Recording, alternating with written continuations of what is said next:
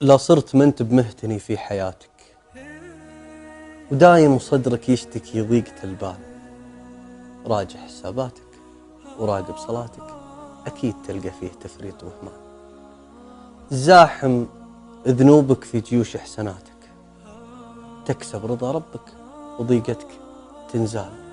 له بشرط تطول كل أمنياتك ما دمت في صحة ومستور الأحوال.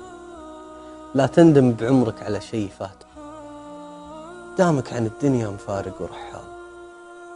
مع والدينك لا يطول سكاتك، لو كنت ما انت بخابر شيء ينقال.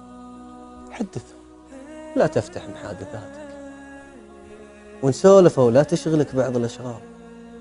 لاحق على تويترك وسناب شاتك، احذر تقارن والدينك بجوال. عبر لهم قبل تهل عباراتك على الفراق اللي ما حد فيه يحتال.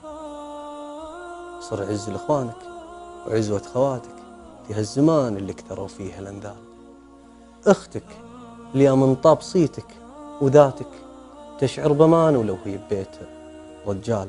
ومع القرايب لا تدور جزاتك، خصوصا موصلك للعم والخال. والكلمة اللي من ولد عم جاتك حاول تجاهلها ولو قال ما قال. احذر تهجره ثم يسوي سواتك ويلقى عليك مراعي الحقد مدخال. وعلى صديقك خفف ملاحظاتك، ما فيه من بين البشر كامل خصال. كن للخوي مثل الشجر في ثباتك، إما لقى عندك ثمر حصل ظلال. ما كل رجل يستحق التفاتك، بتشوف دامك عايش ألوان واشكال.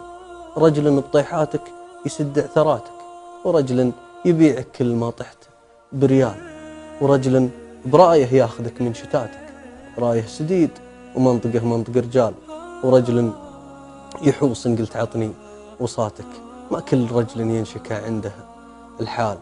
ورجل يعزز لك من 4 جهاتك، ورجل يضيق ليمدحك منصف أفعال. يضحك وهو شر لك من عداتك، غيرة مرة لو يلبس شماغة وعقال.